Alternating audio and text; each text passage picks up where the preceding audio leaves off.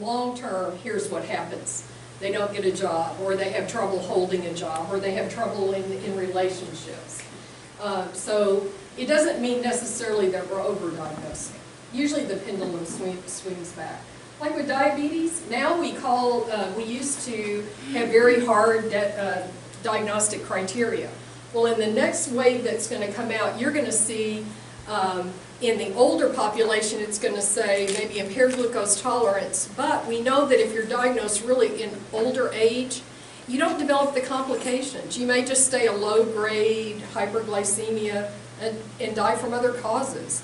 So some of it becomes the appreciation of subtypes and the recognition that not everybody who has ADHD is the same.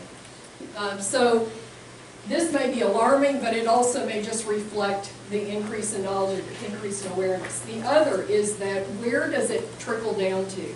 The people most likely who are going to see this are your pediatricians and primary care. Until it becomes part of their culture of diagnosis and recognition, then you don't get as many people diagnosed. So that also adds to it. Okay. Let me back up to that definition. So early childhood is the thing to keep in mind. Hyperactivity, impulsivity, and inattention we talked about. But the symptoms have to be enough, because as you're reading through there, as I was reading through this lesson, I thought, well, I'm like that. But it has to affect them socially, it has to affect them in school, it has to affect their relationships. So it has to be outside the 2 standard deviations of normal, to where it then has an impact that causes them some difficulty in those areas. So let's see, I gave you 2 to 18%, depends on the source. Prevalence, 8 to 11%. Some of this is CDC material information. A third of children diagnosed before the age of 6. This kind of breaks it down. Under 4, 16%. If you do 4 and 5-year-olds, you're up to 30%.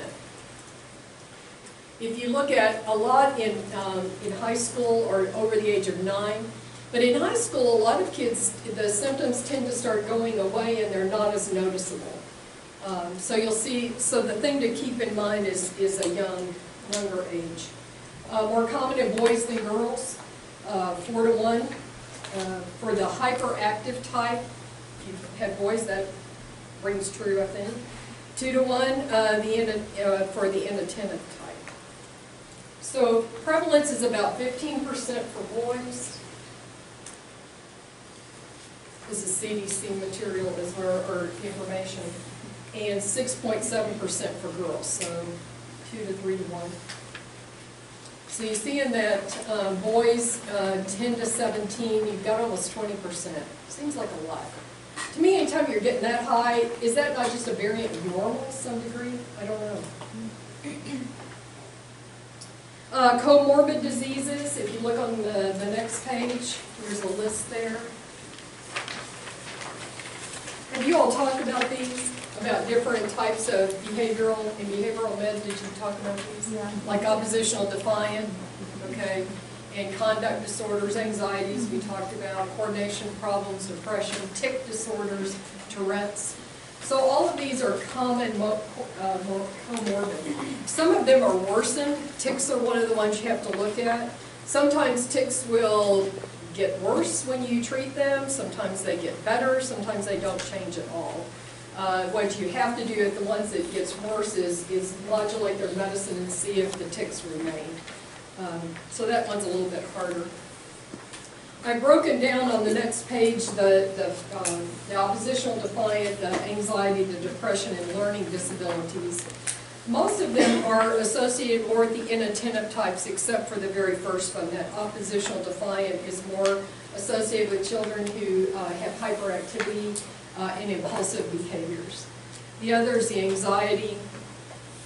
And again, that's where I said it can be totally independent. Can be secondary, can be a part. You can see where a child who is hyperactive, they also are you know, they're having trouble with their peers and in a school setting, a structured setting, you can see where that could be anxiety provoking. So that's one of the things that they're raising there. The depression, the one thing to note under there is that those kids are at higher risk for depression, for suicide. So keeping a watch on that group. The learning disabilities, you see that there's two different types, reading disabilities and written language disorders. We also see these in preemies. So if they were really young gestational age, it's brain development and the influences of that early environment on the brain at that time, and so that is they have a higher risk as well. So some of it, I think, is just keeping it in mind and knowing the different types so that you can be aware if you're talking to parents or if you're having to treat other comorbid diseases. I don't claim to know much about the neuroanatomy and the changes, but there are now, if you look at the next 3 slides, there are changes in the brains of kids with ADHD. You see frontal lobe size is reduced, and so that's where a lot of our executive functioning is. What's executive functioning? Okay, say decision making. So some people describe it as like air traffic controller. You got to keep a lot of planes in the air. You got to limit distractions. You got to be able to prioritize and end a task, bring a task to completion. So your frontal lobe is where a lot of that resides. So having a reduction in that would go along with the fact that a lot of these kids have trouble with the executive function. Temporal lobe size reduced, but you also see an increase in the different type of brain tissue that is there, like the temporal lobe, gray matter increases in ADHD. I'm not going to ask you to know these. I would just say recognize that there probably is a difference in the wiring of these brains, and that may be contributory. Let's see, we talked about the impaired executive functions. So it kind of fits. Working memory, their distractibility, inability to carry tasks to completion is common. Inhibitory control, so they can't inhibit some distractions. They keep flooding in on them, and so it keeps them from getting to completing a task. And their mental flexibility, their ability to choose and prioritize in order to get something done. So like the decisions that you were talking about. It's thought that the catecholamines and dopamine are probably the big players in this condition. So dopamine, remember, is more inhibitory. So it's thought that dopamine is less available. It may be that they clear it faster and they just don't have as much available, and that the norepinephrine or the catecholamine neurotransmitters are overproduced, the balance is gone, and so you've got an overproduction, or not, it's not an overproduction, it is more of a exerting that effect in the brain without the dopamine's action. So some of our drugs are going to target that, and that will make more sense when we talk about the amphetamines and methylphenidate. All kinds of environmental influences. So when we start seeing things in children, we usually start pointing to additives in food, colorings, food sensitivities, essential fatty acid, iron, zinc. None of this has been shown to be, it might be contributory, but is not cause. So cause and effect has not been proven. Okay, the clinical features, again, hyperactivity, impulsivity, and the lack of attention are your key. Again, may originate from somebody other than the parents. So inattention, not being able to organize something to be able to finish a task, lack of focus, difficulty giving attention to detail, having trouble staying on topic while talking, so all over the place, or daydreamers, they could be also referred to, or that they space out. So lots of things can cause that in children. Hyperactivity, fidget and squirm when seated, get up frequently to walk and run around. I think that's probably most people's idea of that. Having trouble playing quietly by themselves. Impulsivity, impatient, can't wait, they interrupt, they react, they talk before anybody else, they blurt out answers when someone else has been asked. Okay. Others are listed there for you about the middle of the page. Difficulty waiting a turn would be another one. Can't sit in their seat. All right, so these symptoms are typically observed by the time a child reaches 4. So if they're in caregiving, they may notice that, especially when you got other kids around. So if you only have 1 or 2 kids, you're not really comparing them against their peers, may be harder for parents to notice. By 7 or 8, those symptoms tend to go down, and it's the more impulsive and the inattentive that tend to predominate then as kids get older. So what's inattentive look like? Well, they can't focus. Their cognitive processing is different and changed. So there's the daydreaming and the off task. So here's where school is going to play a big role because they're going to have trouble performing. So school teachers can be some of your best friends in this regard. They can help a lot when you start medicine to help you identify the changes that the student experiences or side effects. So getting reports from the teacher is part of working with them, because we will design drug therapy in order to have them to be most active and most controlled in the hours that they're at school. So the parents may still see the wearing off. They may see more of the not bad behavior, but the behavior we're trying to modify in the beginning of the day and at the end of the day, but the teachers will see, or caregivers will see it more throughout the day, the drug effect. We're going to hit that again because that's really important in terms of what drugs we choose and what composition they have. Here's the thing about the preemies. Children born before 32 weeks gestational age, symptoms of inattention appear to be more prominent than hyperactivity and impulsivity. So a lot of your multiple gestations are going to fall into that category, or if mom had premature labor, or your moms who had preeclampsia and had a forced delivery. Let's see. Okay, next page. Symptoms of inattention typically are not apparent till a kid is 8 or 9. So that just goes along with cognitive processing development, and where they then start to lag behind their peers. Impaired functioning. So looking at how do they deal within a structured system or process. Can they make friends? Can they maintain friends? Caitlin talked about them being made fun of, not so much by the teacher, but they could also be made fun of by their peers. I used to babysit a girl with ADHD. She's always talking about it.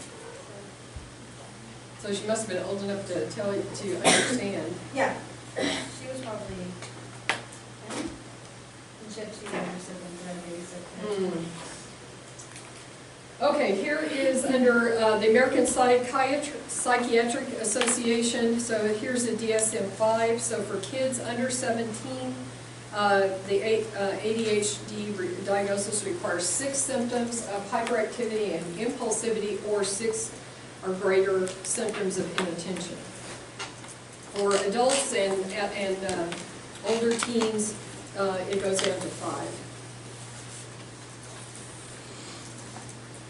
The symptoms must occur often, so that's important. Has to be present in one setting, so it isn't just school, so maybe it is what's going on at school, somebody's bothering them, bullying them, provoking them in some way. It has to be persistent, so at least 6 months, be present before the age of 12, impair function at either their school, their ability to make friends, or in their work. Be excessive for the development level of the child. And then everything else needs to be ruled out. Is there a physical reason? So that's maybe why you would see them as in a pediatric group, is to rule out other organic reasons for them to have those symptoms. Okay, so that's what I know about ADHD. Anything else you would like to add? Hope that gives you enough of a background.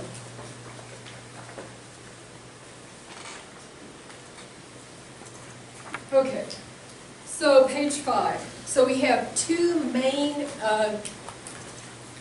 areas or classes of drugs. There are some others that are non-stimulants, but these are the ones that we're going to talk about today. So there's the amphetamines, they've been around the longest. There's also methylphenidate, also a stimulant. They are fairly equally effective. The amphetamines probably a little bit more effective, but they also have a higher side effect rate, so tolerance rate. So the methylphenidate is where most people will start.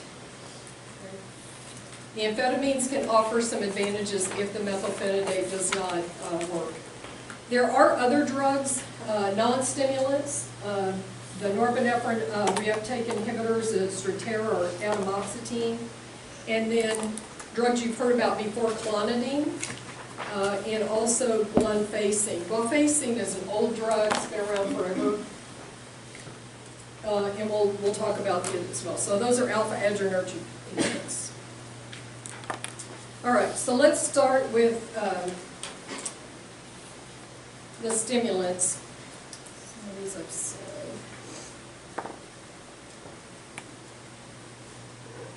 Okay, so third bullet. So these are the first line for school-age children 6 and above.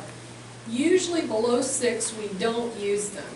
One is because of side effects. It's hard to get doses low enough to keep them from getting adverse effects. They usually will work with behavior in that age group instead of drug.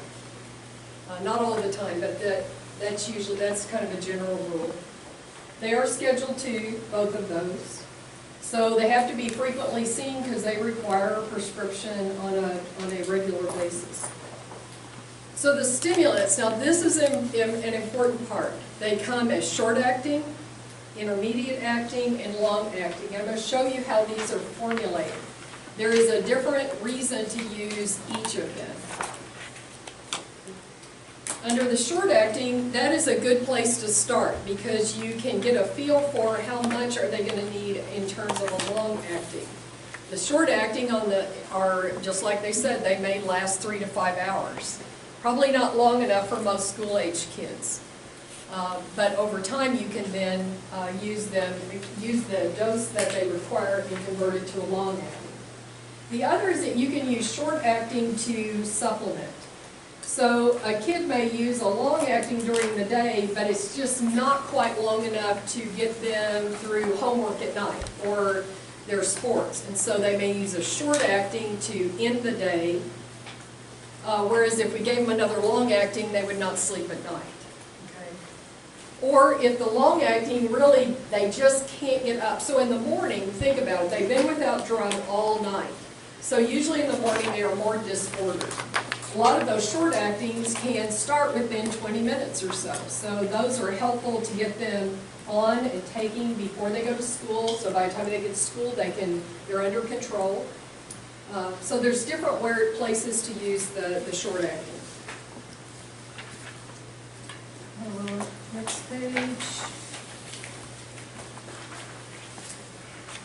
Let's see. In that second bullet at the top, in older children, a long-acting could be used initially and start with the lowest dose and titrate up. So that's just a caveat. And so if you see that they've been started on a long-acting, it may be why they have done it that way. Intermediate usually are used when children need much longer. You see 4 hours listed there. Let's see. So the short-acting are the most likely to be abused, and that's another reason why you may see the older children started on the long-acting, especially if they're of an age where they can be approached by others for their medication. A lot of the drugs I'm going to show you today are a combination. They are pharmacologic, to me, kinetic wonders of what people have done. They're brilliant. And I'll show you some of the different drugs as we go through. Most of them work on either the dopaminergic and noradrenergic centers. Okay, let's look at methylphenidate. And we'll start with them because that's where usually we start. So the short-actings, Ritalin, most people know Ritalin. It comes as in lots of varieties. Now, one thing they've done is that these things come in tablets, chew tablets, orally dissolving tablets that don't have to be taken with water. They come as liquids, long-acting liquids. Where else do we see long-acting liquids? Not very many. We have a cough syrup, Delsum, which is 12 hours, but liquids usually are hard to formulate to last that long because they're usually rapidly absorbed.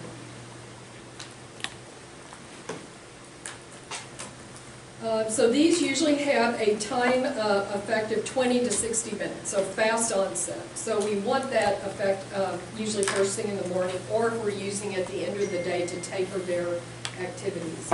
Short duration, 3 to 5 hours, so it's no way to get them through the day.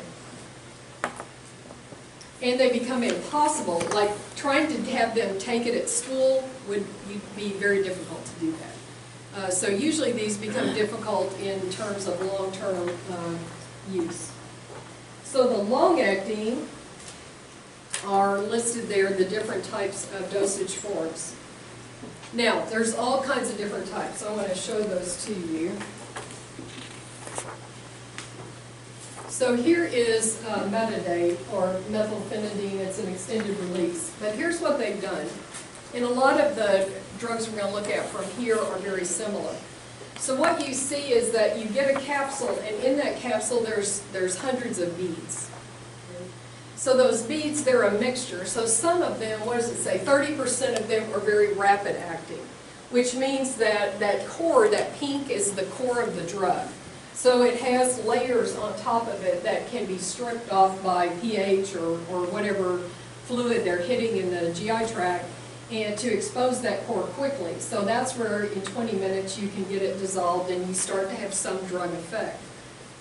70% of it is formulated to where it has that same core, has that same layer around it, but it has a very different outside layers which slow down the absorption and release of that drug over time. So you'll see this with a lot of them. And what they've done is they've come up with all kinds of different formulations or percentage of short-acting or ratios of short-acting and long-acting. We'll look at a few other drugs like that. So that's one of them. So you'll see there, onset of action 20 to 60 minutes lasted up to 8 hours. So you can see giving that to a child before they go to work, school, work. They think it's work, and it is for them.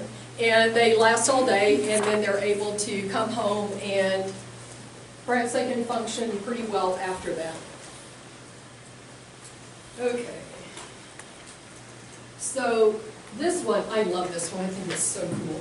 So this is the Oros delivery system. So these companies go in and they patent their delivery system. So you'll see it called Oros delivery system, but the drug is Concerta that you would prescribe.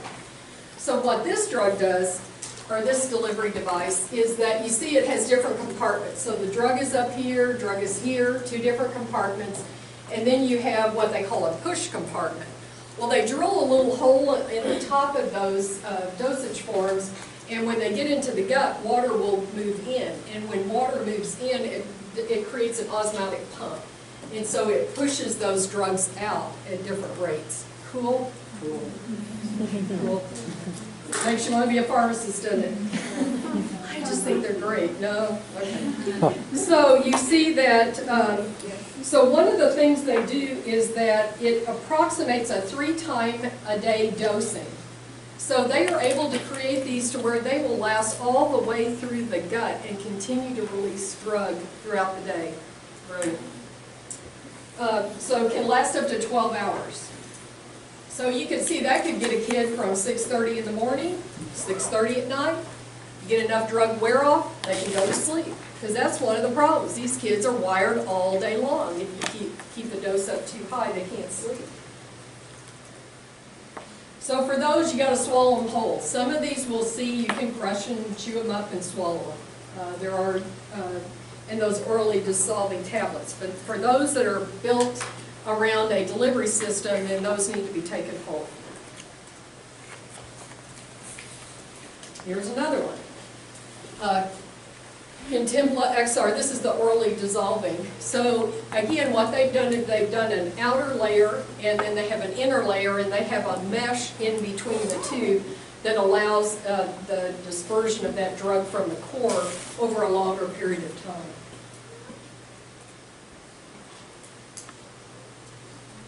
That one's about a 12-hour dosing as well. Now here's the liquid. So what they've done with the liquid is they have used two different, they've used a racemic mixture.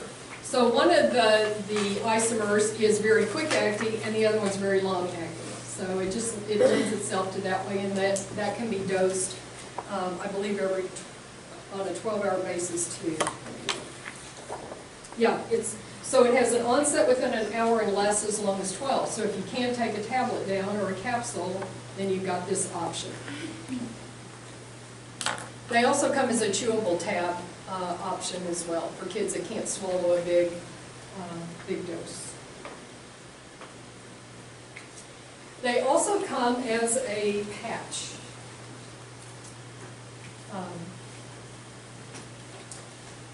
So the bad thing about a patch is when you put it on, it's going to exert its effect.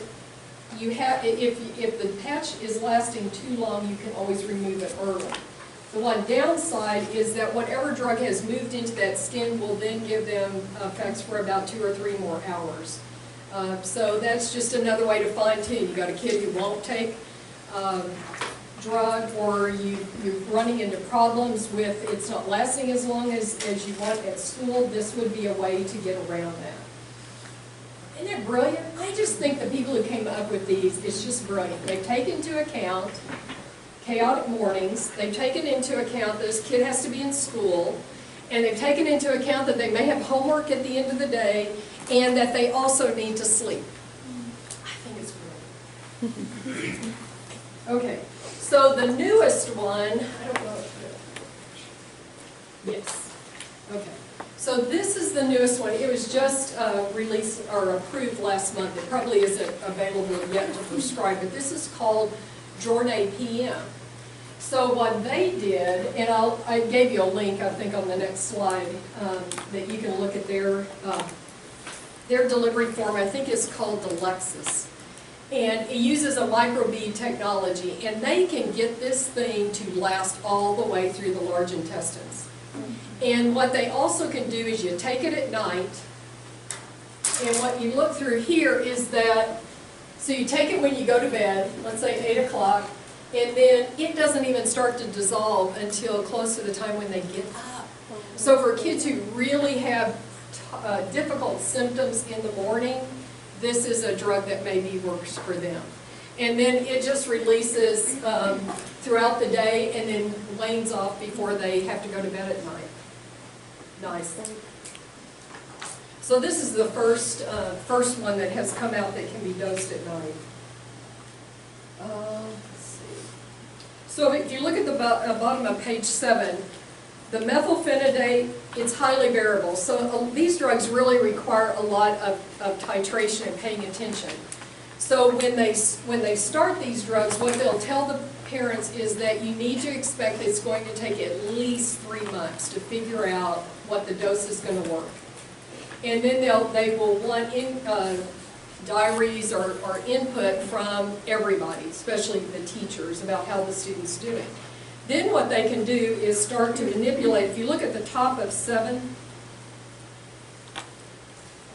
I just kind of skipped over that, but most of these products come as sustained release capsules. So what they've done is they have done a fraction of it as short release and then long-term extended release. But what you see there is you can get 20%, 30%, 40%, 50% quick release, and then the remainder is the long release. So you can see you can fine-tune it within a 10% dose change to get it to work for the kid. That's nice. That's nice. I don't know, I'm trying to think of any other, maybe outside of insulins, that we can so fine-tune medicine. So that's why the rate is highly variable. The kids are growing, and so they're going to change, and so the dose requirements will change over time. The disease process probably changes in relation to the kids' brain development, and maybe other things that they're learning through counseling. But the three core symptoms of ADHD are all addressed by methylphenidate and the amphetamine. So inattention, impulsivity, hyperactivity. So we would be looking for behaviors in each of those and the changes and modifications that occur to get the drug just right. We'll also look for side effects, which we'll talk about after we look at the amphetamines. Okay, so the amphetamines, very similar to methylphenidate.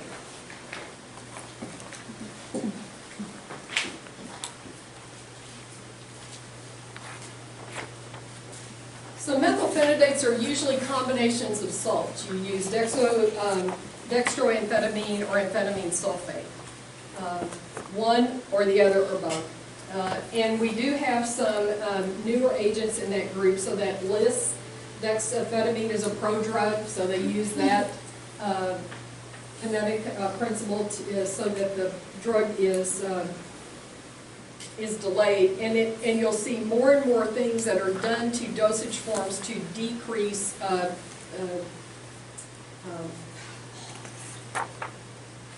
misuse. Diversion is what the word I was looking for. So the immediate release, again, most of them are in that 20 minutes to an hour,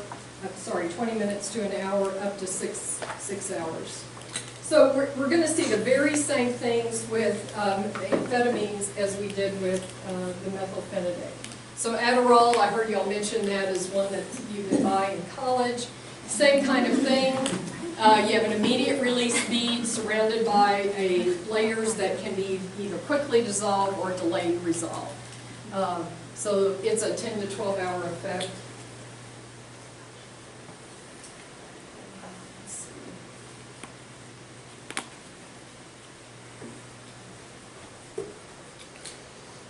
I like this little picture that Vance did. So it shows you the symptom relief is in red, shows you the little kid getting up, they're having symptoms. They start the drug, and you see the symptom relief at the type of the blue. You see him looking at his watch towards the end of the day, the drug levels are dropping, and he can get ready for bed. It's kind of a cute little way to, I think they use this as a way to show parents this is what we're looking at to do throughout the day.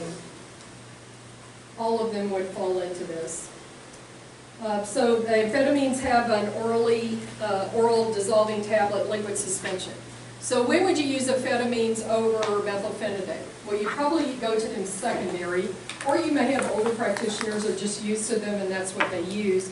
But if you cannot get a good response to methylphenidate, then amphetamines would be a secondary choice, because they are slightly more effective, but they do carry the higher side effects.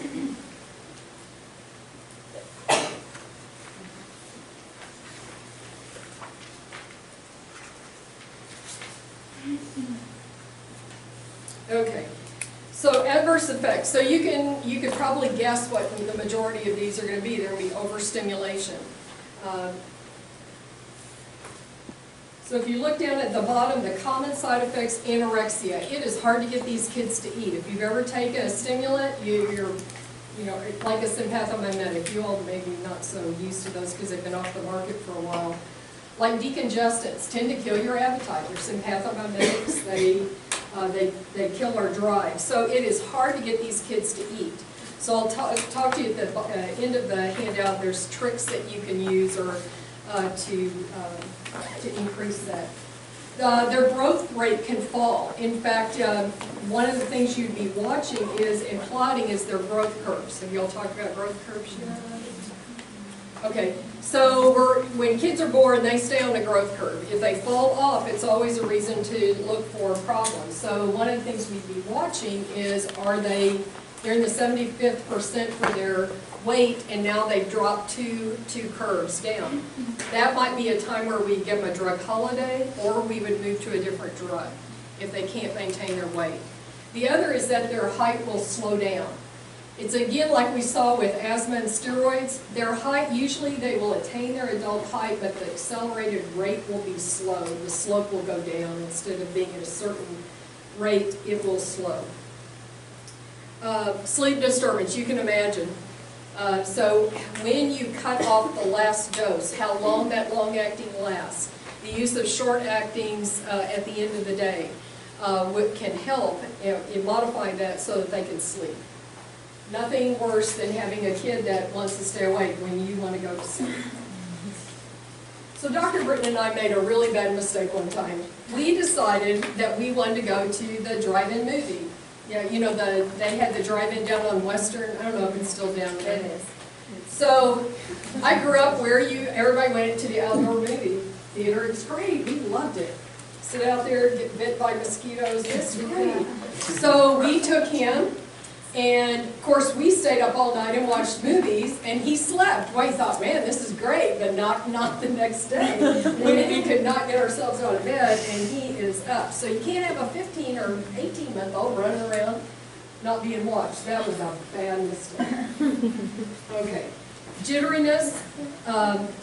So you can imagine how uncomfortable that is for a kid, especially if you're trying to treat hyperactivity. You've now just buzzed them all out over the room. And emotional lability, so that makes it much harder on their friendships and their relationships because they become a little bit more unpredictable. Next page is that deceleration of linear growth that I talked about. One of the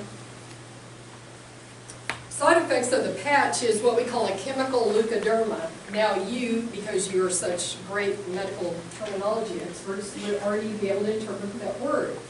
So they develop a white, their skin depigments under where the patch was. Sometimes it will happen out in a different place than when the patch, but mostly it is confined to where that patch was placed.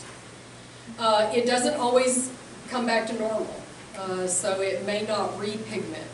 So one of the things to remember is to tell them if you start to see that there is a change in color where that patch has been placed, that needs to be reported. Stop the drug. Stop that dosage form. The other thing is getting them to rotate sites where they put it in order to avoid that as well. You see under about that halfway down the bullets that it can occur anytime that they're wearing it, 2 months to 4 years. Not great, but not harmful. Another is cardiovascular, you can imagine. So blood pressure goes up, heart rate goes up. In kids that have underlying cardiovascular disease, you would probably want to avoid these drugs because they will significantly raise blood pressure and heart rate. Priapism is something that has to be talked about with male children because it is very rare, but when it occurs is very painful and is considered a medical emergency. They would need to be seen by a doctor. So the erection that never ends, that's a good way to describe it. Most of it occurs in younger boys. Doesn't matter on dose or how long they've been on it, it is a potential problem and one that patients should be warned about. Ticks. So ticks are a common, have y'all talked about ticks in kids? Okay, so you know what I'm talking about. So they can be worsened by the drugs, they can go away, they can be better, they can stay the same. Families who have history of ticks, it's listed as a contraindication to methylphenidate. Diversion and misuse. So stimulant diversion is the transfer of drug from one person to someone it was not intended. Stimulant misuse, so they're different, means you're taking more drug than you've been prescribed to get a buzz or a pharmacologic effect. Well, actually not, pharmacologic. So you're wanting to get an effect from the drug, not necessarily to treat the disease. Next page. So I pulled this out because I just thought it was fascinating. You all may look at this and know it, but I thought it was a shame. So up to 10% of grade school and high school students and up to 35 of college age, I heard it over here, reported non-prescribed stimulant use in the year before the study. The proportion of students with stimulant prescriptions who were ever asked was up to 30%.